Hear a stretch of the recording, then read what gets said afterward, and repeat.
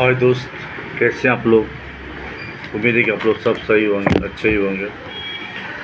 दोस्त, आज हम बात करना चाहें बिहार पॉलिटिक्स पे। कुछ तो पॉलिटिक्स एक बहुत गंदी चीज़ होता है, आप हर लोग भी जानते हैं पॉलिटिक्स क्या होता है। तो हम बात करना चाहें बिहार की पॉलिटिक्स पे।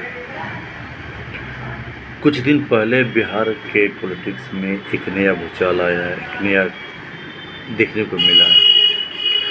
सबसे पहले आरजेडी के एक लीडर श्याम रजक इस्तीफा दिया।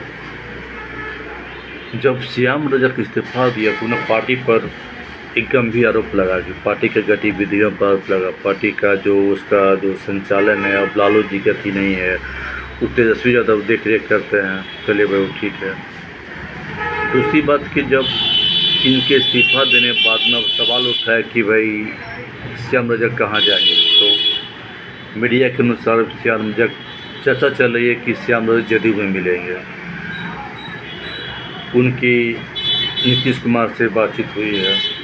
नीतीश कुमार से बातचीत होने के कारण पाया कि ठीक है, बातचीत हुआ कि आपको एक एक्स्ट्रा सीट दिया जाएगा, एमएलसी की सीट, जो कि आरजेडी का सीट था, जो सुनील सिंह जो छोड़ा गया है, छोड़ने के कारण तो है कि वह उनको वहाँ सीट दिया जाएगा।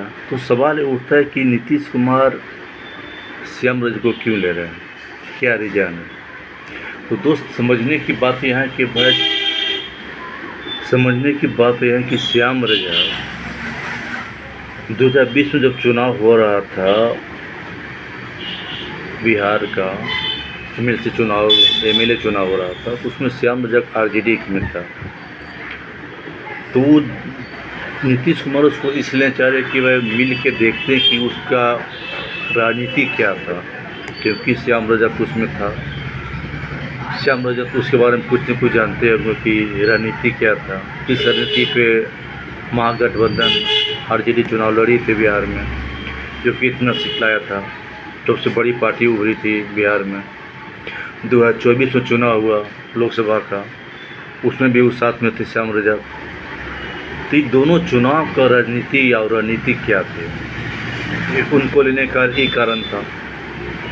दूसरी बात के कारण और है कि आजकल एक नया देखने सुने मारा है कि चिराग पासवान एनडीए का घटक है, एनडीए का विरोध कर रहा है।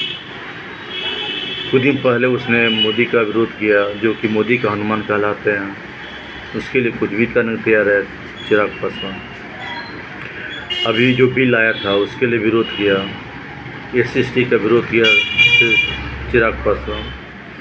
तो दूसरी बात ये है कि श्याम रजक जो है महागठबंधन छोड़ के आने के कारण जो इसे मिल रहे हैं, वो क्योंकि वो लोअर कास्ट में आते हैं, दलित में आते हैं। तो दूसरी बात इसको साधने की कोशिश इसलिए कर रहे हैं कि एक तो चिराग को ठीक करना है, चिराग का सीट को बैलेंस करना है। तो श्याम रजक तो एक महादलित में आते हैं, महादलित से ही दलित और महादलित में चिरागी मांझी जी भी आते हैं। तो मांझी जी को भी साधने के लिए मौका मिल जाएगा।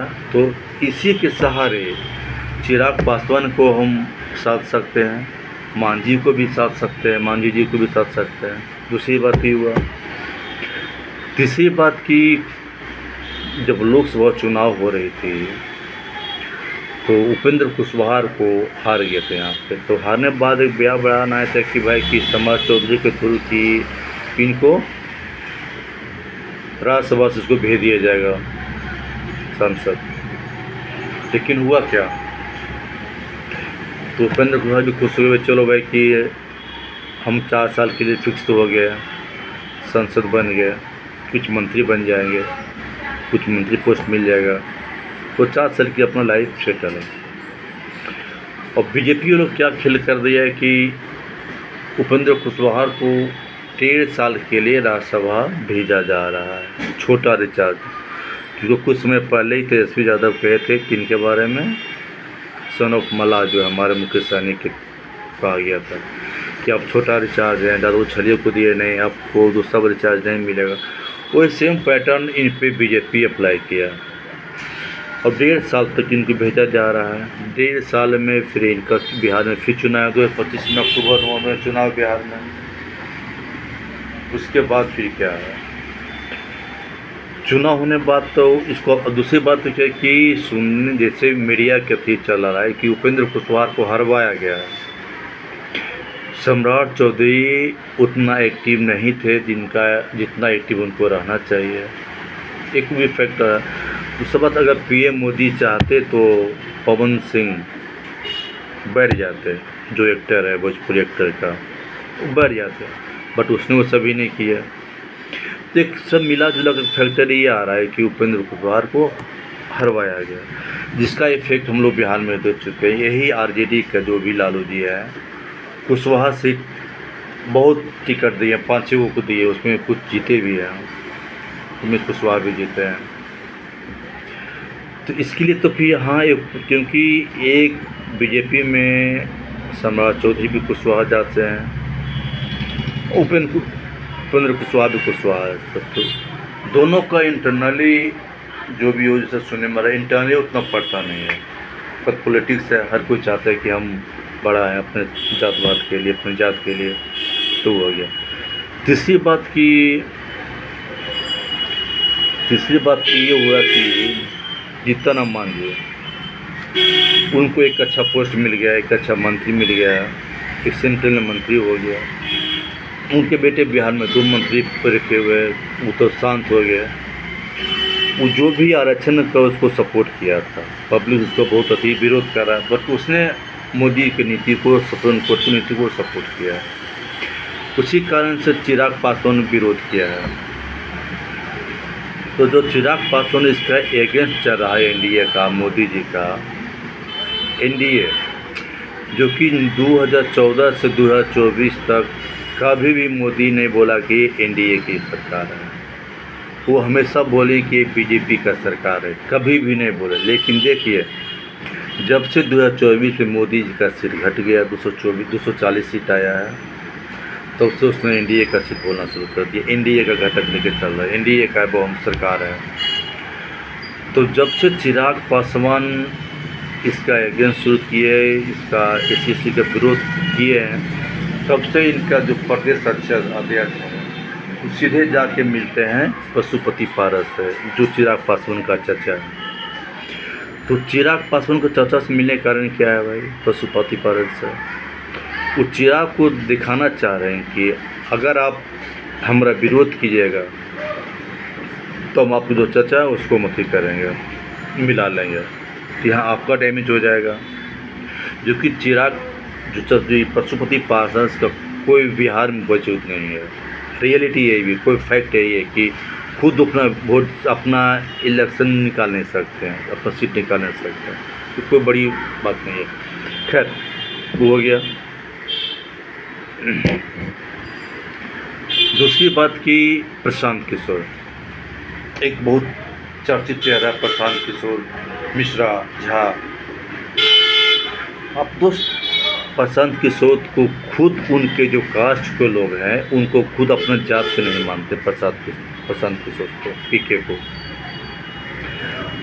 वो चाह रहे हैं कि किसको डैमेज करेंगे? आरजेडी को डैमेज। जितना भी आरजेडी का जो विधायक है, जिसको टिकट नहीं मिलने जा रहा है, जो भी यादव वोटर हैं, यादव पार्टी से मिल रहे हैं, यादव कास्ट से मिल रहे हैं, मुस्लिम से मिल रहे हैं, और जो SC/ST है उनसे भी मिल रहे हैं प्रशांत किशोर, उनका डैमेज है। उसे बोला जाता है कि बीजेपी का बी लीडर है, बी टीम में प्रशांत किशोर।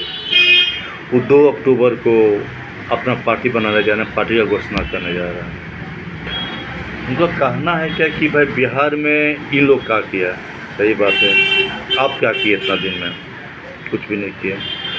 तो प्रशांत किशोर वो आरजेडी को घाटा पहुँचाने चक्कर में। लेकिन सवाल ये उठता है, अभी कुछ दिन पहले मीटिंग हो रही थी आरजेडी का, उसमें बोला गया है कि प्रशांत किशोर का पूरा नाम प्रशांत किशोर मिश्रा है झा जी। जितना भी बैकवर्ड है, OBC है, महादलित है, दलित है, अभी सुन के उन लोग जितना भी पब्लिक है उनको वोट नहीं करेगा। ये तो लगभग 90% है कि वोट तो दलित, महादलित, OBC उसको वोट नहीं देगा। अब तो सवाल उठता है कि प्रशांत किशोर वोट किसको काटेगा? प्रशांत किशोर वोट काटेगा बीजेपी को। क्योंकि जितना भी जहाजी हैं, ब्राह्मण है, वो बीजेपी को वोट करते हैं। जितना भी फॉरवर्ड क्लास लोग वो बीजेपी को फॉरवर्ड करते हैं। प्रशांत किशोर फॉरवर्ड है, मिश्रा है, तो बीजेपी को घाटा पहुंचाएंगे। उसे बीजेपी का भी टीम है, हो सकता है उसको मिल के चुनाव भी लड़े बीजेपी को। दूसरी बात की बीजेपी इसी के थी कि प्रशांत किशोर के कारण ही मनन मिश्रा को लाया गया पार्टी में, राज्यसभा भेजा गया तुरंत। मनन मिश्रा कौन था कोई नाम भी नहीं जान रहा था, लेकिन एकाएक सडनली मनन मिश्रा को लाया गया, उसको राज्यसभा भेजा गया इसी कारण से। अब दोस्त देखिए आगे पॉलिटिक्स क्या होती है बिहार में। अगला सा चुनाव है, बिहार में नीतीश जी का सरकार है, बिहार में आप देख रहे हैं क्या हो रहा है। जैसा कुछ भी होता है वैसा आपको हम अपडेट करेंगे। दोस्त अगर मेरा वीडियो अच्छा लगेगा तो प्लीज़ आप लाइक करें, शेयर करें मेरा वीडियो। जय हिंद।